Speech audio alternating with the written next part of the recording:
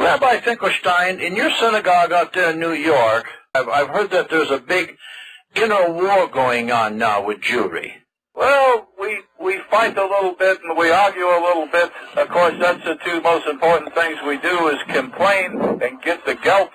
But we're not really fighting among ourselves because we're both going to make a lot of money. It's just who's going to make a little more on this deal and who's going to make a little more on that deal. The bottom line, though, is we have the Goyim. The Goyim does all the work. The Goyim makes all the stuff. He sells it to us for pennies. We're the wholesalers. We're the middlemen. We mark it way up and sell it to the other Goyim on the retail side. There's an old saying in Yiddish that the reason that God made Gentiles is because somebody has to pay retail. It's not going to be the Jew for sure. The Jew doesn't pay retail. It's the Goyim that pays retail. We buy wholesale. Well, that's very interesting. I understand that. But I also know the bloodletting.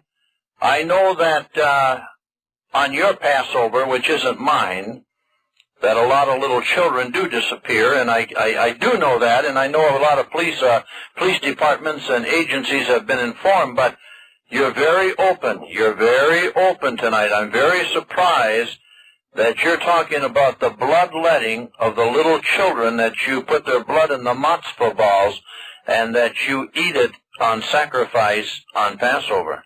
Well, there was a Goyim that wrote a book about it back in the 30s. I forget his name at the moment. But anyway, he wrote the book. People didn't buy the book. People don't want to listen. We've been doing this for thousands and thousands of years, since down to Adam's time.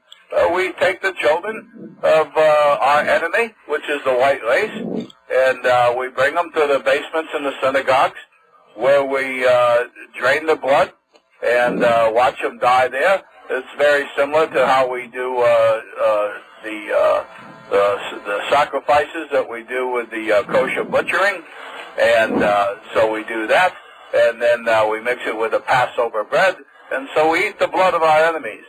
And the bodies, we're not cannibals, so what we do is we take those, because we can make some shekels, and we give them to the slaughterhouses, and those are pounds and pounds and pounds of meat that we grind up in the sausage and the hamburger, and that's why we made those the most popular thing, sausage for breakfast and hamburger for lunch. And so all the Goyim out here are really eating their children.